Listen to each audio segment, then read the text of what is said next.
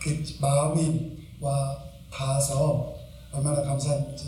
우리가 사는 이 땅에서의 삶에도 천국과 지옥이 있지 않습니까? 자매님이 그걸 우리들에게 함께 나누고 싶으셨던 것 같으세요.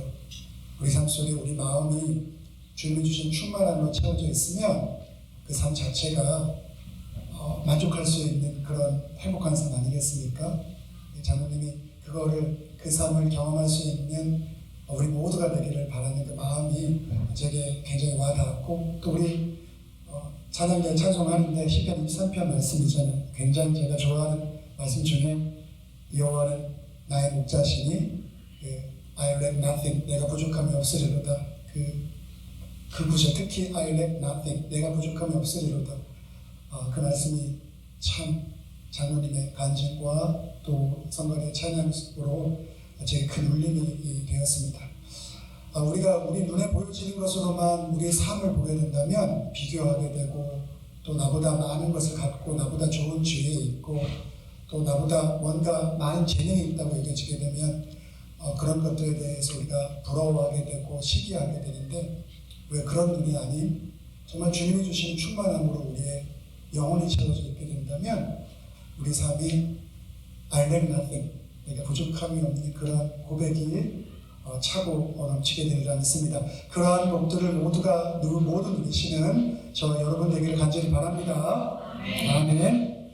자, 오늘은 사순절 세 번째 주일입니다. 자, 오늘 우리가 읽었던 본문이 성경 무슨 말씀, 어디 말씀이죠? 네? 출애굽 말씀을 읽지 않았습니까? 출애굽기 17장 1절부터 7절의 말씀을 읽었습니다. 이 출애굽기 17장 1절에서 7절의 말씀은 이스라엘 백성이 광야 시절, 하나님 말씀 잘 안 들어서 바로 가나안 땅에 들어갈 수 있는데 돌고 도는 시련을 겪게 돼서 광야 시절을 그들이 경험하지 않습니까? 그 광야 시절의 경험을 주의 한 이야기라고 할 수가 있습니다. 자, 오늘 이야기를 잠깐 설명해 드릴게요. 자, 이스라엘 백성은 주님의 명령에 따라서 광야 이름이 신광야예요. The Desert of Sin인데 신광야를 떠나서 르비딤이라고 하는 곳에 도착하여 장막, 유목민들이 광야 생활을 하게 되니까 장막에 생활을 하게 되는데 장막을 쳤어요. 그곳에 이제 좀 쉬었다 가려고. 자, 그런데 문제는 그들이 하나님의 명령에 따라 도착한 르비딤이라는 곳에 마실 물이 없었습니다. 먹을 물이 없어요. 그래서 이스라엘 백성들이 모세와 다투는 내용들, 그리고 그 과정 가운데 모세가 하나님께 부르짖어 외쳐서 그것을 통해서 물을 얻게 된 그 내용을 담고 있죠. 그래서 오늘 본문 2절과 3절을 다시 한번 좀 읽어드리면 이런 말씀이죠. 백성이 모세와 다투어 이르되 우리에게 물을 주어 마시게 하라. 모세가 그들에게 이르되 너희가 어찌하여 나와 다투느냐? 어찌하여 여호와를 시험하느냐? 또 3절에 보니까 거기서 백성이 목이 말라 물을 찾으매 그들이 모세에 대하여 원망하여 이르되 당신이 어찌하여 우리를 애굽에서 인도해 내어서 우리와 우리 자녀와 우리 가축이 목말라 죽게 하느냐? 라고 말씀하고 있죠. 자, 2절과 3절의 구절을 따라서 우리가 생각해보면 이스라엘 백성은 이 광야에서 자기들이 이제 물이 없어서 어려움에 처해 있는데 이 모든 책임이 모세 너 때문이냐? 왜 너희가 애굽에서 잘 사는 우리를 출애굽시켜서 이렇게 고통스러운 광야에서의 생활에 직면하게 만들었어? 라고 지금 책임을 따져 묻고 있죠. 자, 우리는 이렇게 모세에 대해서 책임을 전가하고 원망하는 이스라엘 백성들을 여러분 이해할 수 있습니까? 이해할 수 없습니까? 네? 당연히 이해할 수 있으시죠? 이해가 안 되세요? 저는 이해가 되는데 제가 이 상황이라도 모세 죽일놈 그랬을 것 같아요. 충분히 이해가 되죠. 물이라는 것이 얼마나 소중하고 귀한 겁니까? 그게 없으면 모든 이 세상에 살아가는 존재들은 말라 비틀어지게 되고 죽을 수밖에 없잖아요. 우리 몸도 대부분이 다 물로 채워져 있고 만들어져 있는 것 아닙니까? 생명체가 살아가기 위해서 가장 필수적인 조건이 바로 물인데, 그런 물이 없다는 것은 곧 우리 삶의 죽음을 의미하는 것이죠. 그러니 당연히 원망할 만도 하고, 차라리 광야에 좋은 것보다는 애굽에서 노예생활 하는 게 육신을 보존할 수 있으니까 낫지 않았겠냐라고 생각하는 건 너무나 당연한 일이죠. 우리 며칠만 굶어도 우리 본성이 드러나잖아요.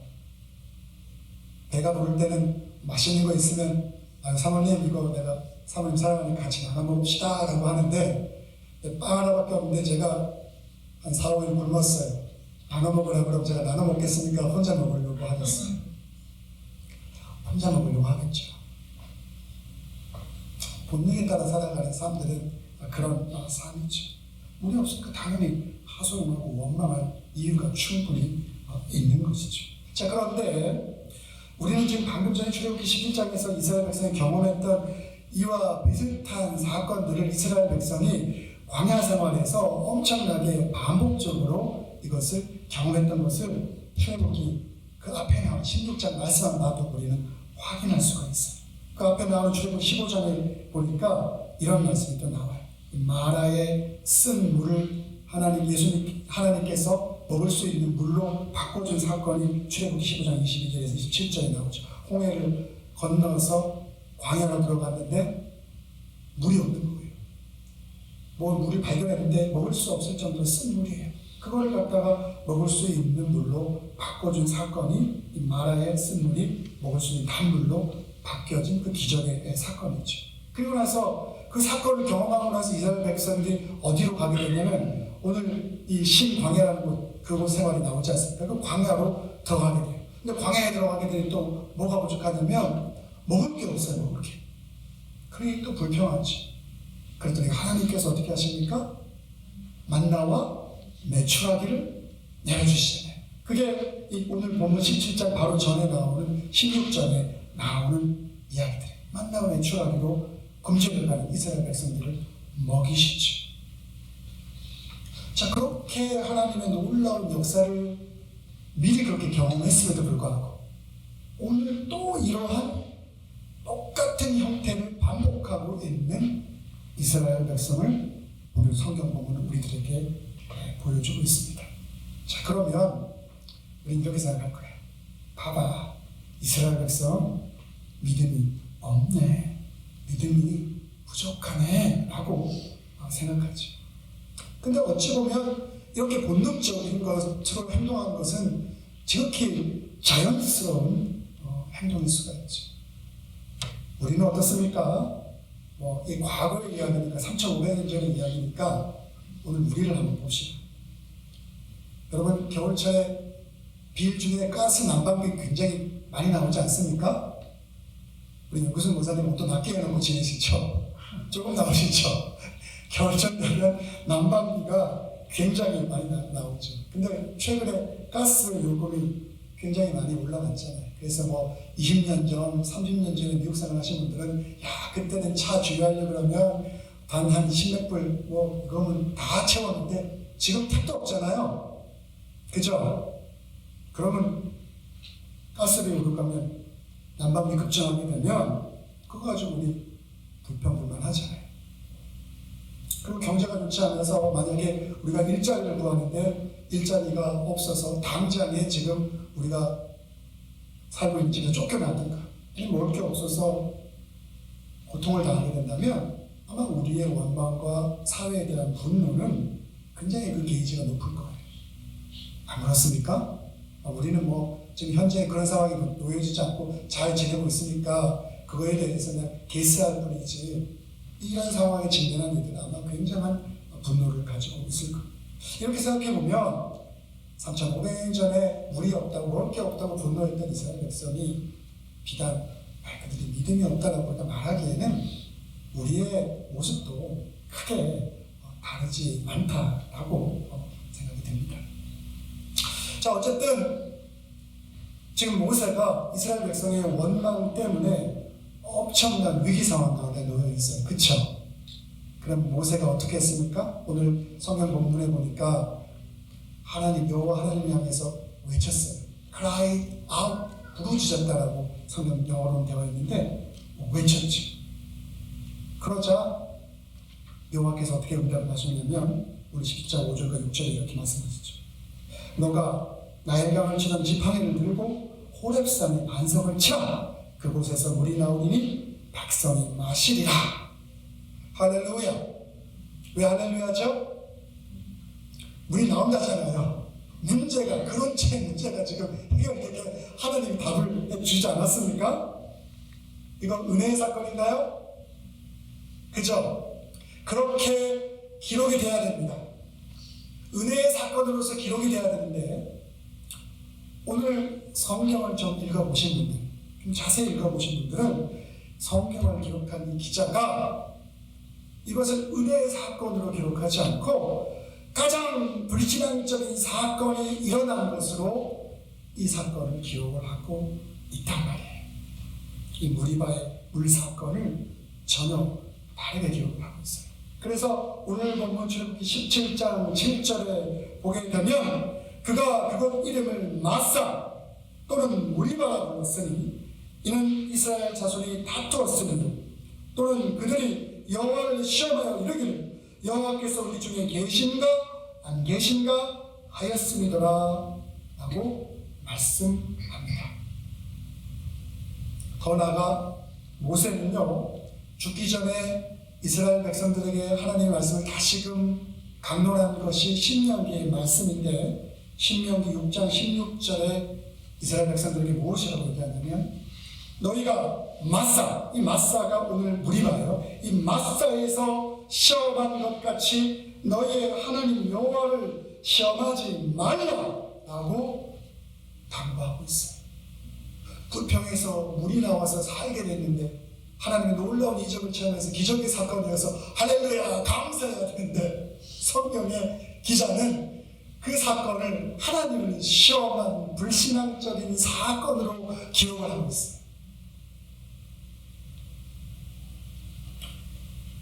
왜? 성서의 기자는 이것을 통해서 우리들에게 무엇을 말씀하려고 하는 걸까요?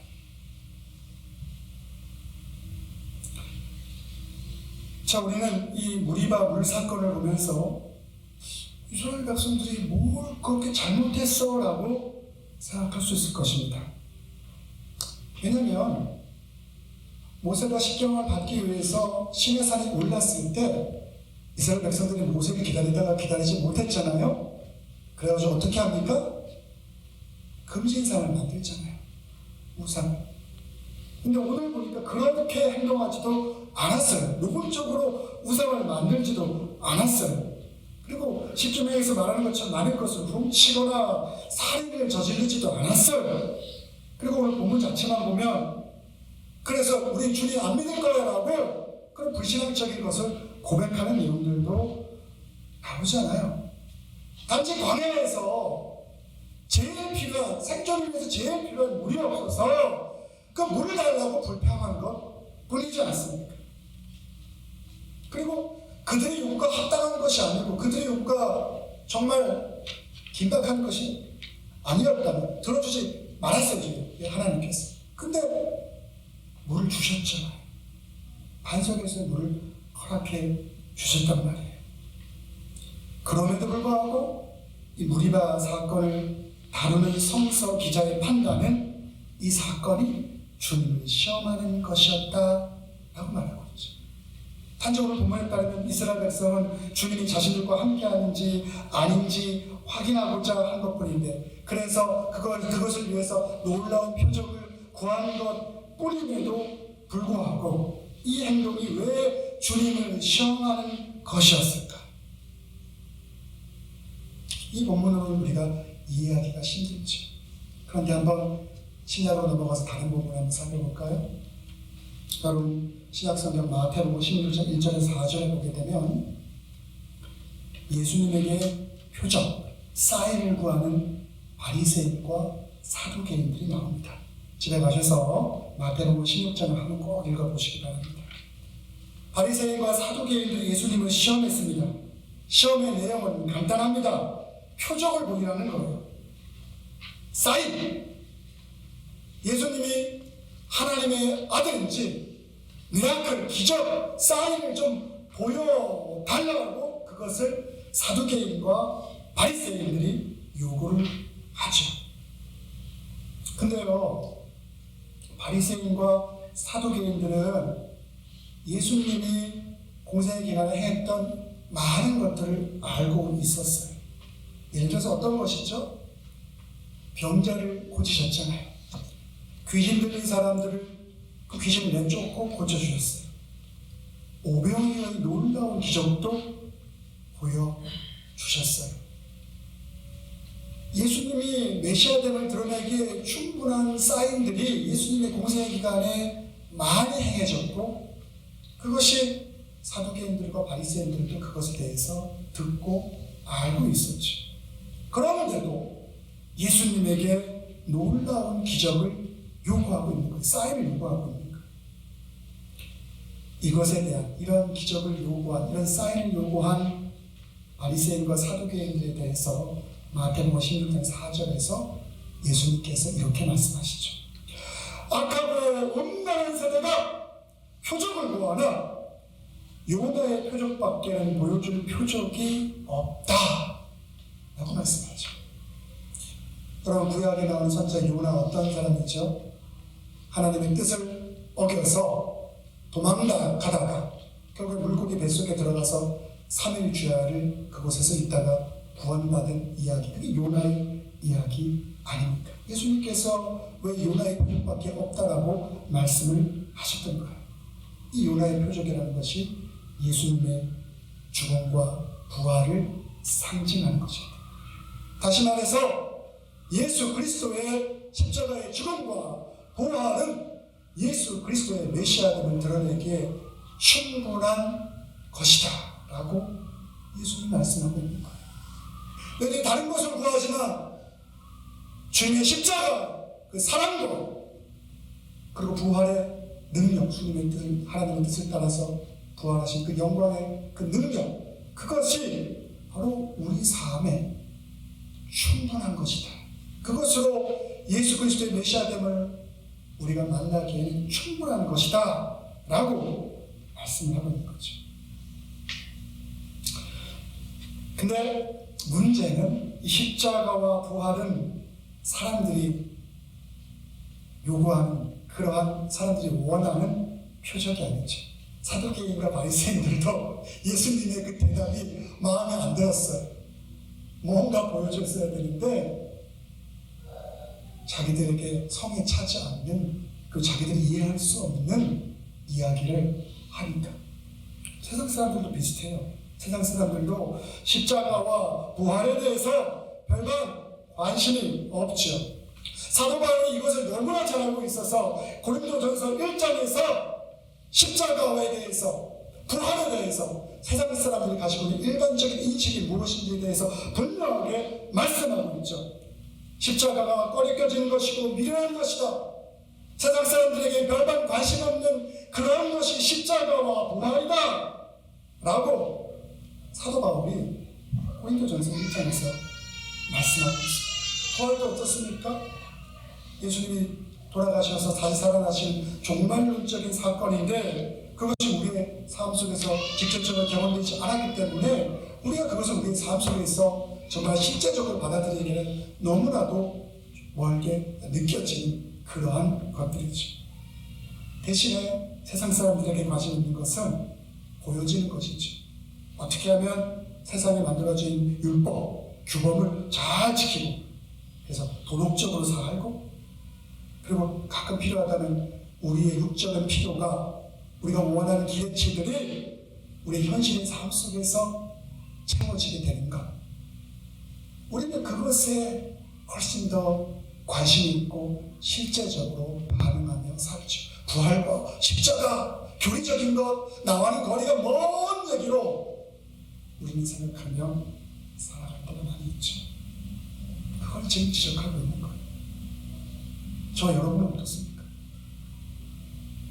그러나 신앙생활에 있어서 간과하지 말아야 될 것은 우리의 신앙생활은 죽음과 삶에 관한 문제라는 거예요.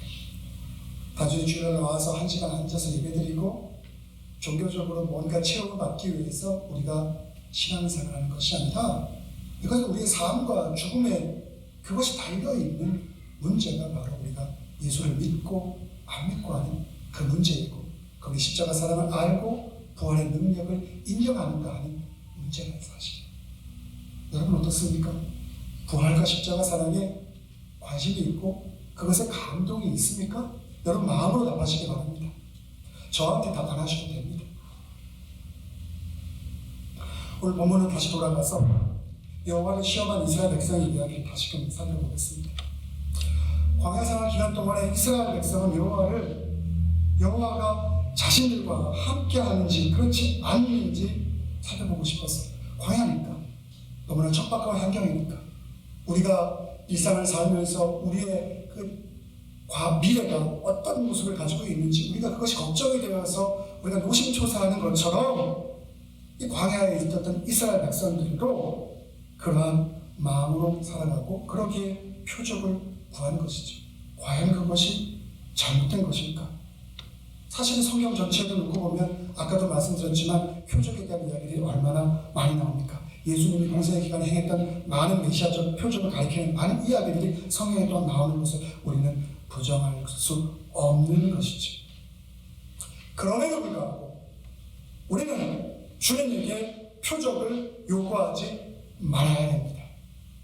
우리가 주님에게 표적을 요구한다는 것은 우리의 불신앙의 표현인 것이죠. 그것이 오늘 성경 기자가 이 출애굽 17장에서 오늘 이 놀라운 반석에서 물이 나온 사건을 은혜의 사건보다도 불신앙적인 사건으로 기록하는 이유죠. 예수님은 하나님의 뜻을 이루기 위해서 인간의 모습으로 오셨죠. 즉 우리의 삶에 찾아와 주셨어요. 그리고 그것을 통해서 주님이 누구신지 우리들의 삶 가운데 드러내셨죠. 주님은 바리새인과 사두개인들에게 악한 세대가 표적을 구하는 요나의 표적밖에는 보여줄 것이 없다라고 말씀을 하셨습니다. 왜냐하면 그리스도인의 신앙은 주님의 십자가의 사랑과 부활의 능력을 통해서 주님의 은혜로 우리에게 주어진 것이기 때문입니다. 주님의 은혜를 통해서 우리에게 주어진 것이기 때문입니다. 그래서 그리스도인에게는 주님의 십자가와 부활이 예수의 메시아 되심을 드러내는 충분한 표적인 것이죠. 완전하고 충분한 것이 그 밖에 더 무엇을 요구할 만한 것이 우리의 삶 가운데 있지 않다는 것이에요. 이것이 우리의 신앙 가운데 가장 최고의 높은 우선순위의 자리 가운데 놓여져 있어야 된다는 거예요. 제가 이렇게 표적을 요구하지 말라니까 그러면 목사님 기도도 하지 말아야 됩니까? 제가 지금 이거 말씀하는 거 아니잖아요. 우리의 삶 속에서 예수의 십자가와 그 부활이 과연 어떤 위치 가운데 놓여 있는가? 그것이 가장 최고의 자리 가운데 놓여 있는가? 아니면 나의 기대치, 내가 원하는 필요가 그것보다 더 높은 자리에 있는가? 이것을 묻고 있는 것이죠. 오늘 말씀을 좀 정리합니다. 주님을 시험하지 마시기 바랍니다. 어떻게 하면 우리는 이런 불신앙을 넘어설 수 있겠습니까? 그것은 표적을 구하지 말아야 된다는 것이죠. 기도하지 말아야 된다는 얘기 아닙니다. 우리가 필요한데 그거 필요를 주님께 구하지 말아야 된다는 얘기 아닙니다. 오해하지 마시기 바랍니다. 하지만 우리의 경험과 기준에 따라 주님에게 요구하고 우리 스스로의 길에 치우쳐서 신앙생활을 하게 될 때 우리는 항상 이렇게 주님을 시험하는 삶 속에 살아가게 되는 것이죠. 이러한 신앙의 태도를 우리는 벗어버릴 수 있어야 하는 것이죠. 우리가 주님의 십자가 사랑과 부활의 능력을 기대하고 소망하고 살아간다면 신앙생활은 신신하고 무기력한 것입니까? 부활이 나하고는 상관없는 것입니까? 십자가가 나하고는 의미가 없는 것입니까? 그래서 그것은 우리에게 절박하게 다가오지 않습니까?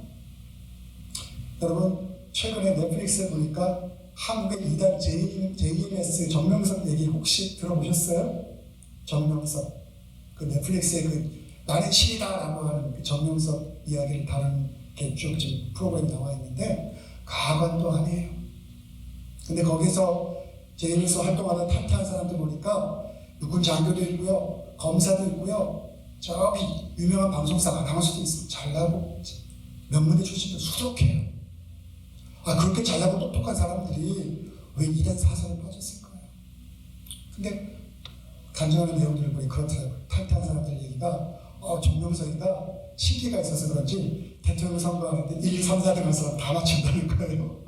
그리고 아픈 사람도 낫게 해주는 능력이 있다는 거예요.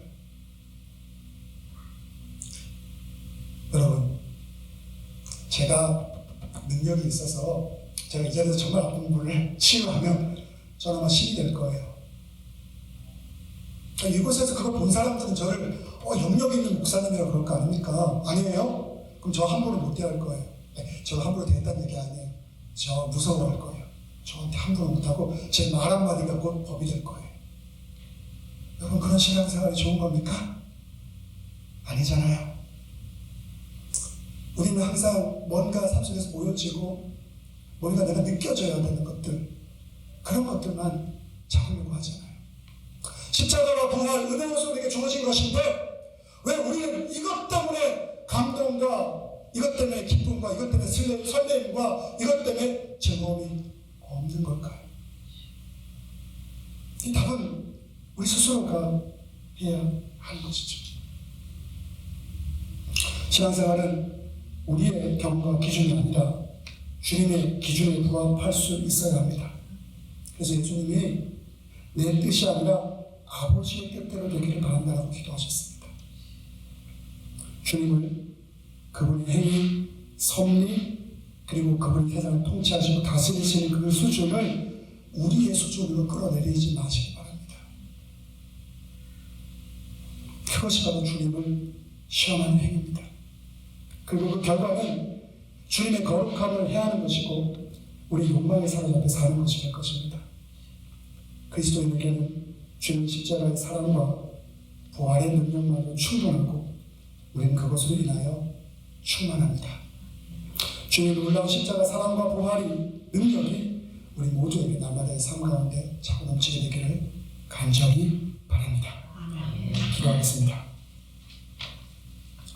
사랑과 은혜가 많으신 아버지 하나님, 오늘 주님의 말씀을 통해서 주님을 시험하는 것이 무엇인지에 대해서 우리에게 말씀해 주셨는데, 하나님, 주님 우리에게 주신 그 은혜를 통해서 십자가와 주님의 그 부활이 우리의 삶을 새롭게 하고 우리를 생동감 있게 만들고 또 우리를 부족함이 없는 그러한 삶을 살아갈 수 있는 존재로 날마다 이끌어 주시니 정말 고맙고 감사합니다. 그 충만함이 우리의 삶뿐만 아니라 우리의 공동체, 우리가 섬기는 이웃들에게 차고 넘칠 수 있도록 저를 사용하시고 역사하여 주시옵소서. 이 모든 말씀 예수님의 이름으로 기도드렸사옵나이다. 아멘. 자, 이 시간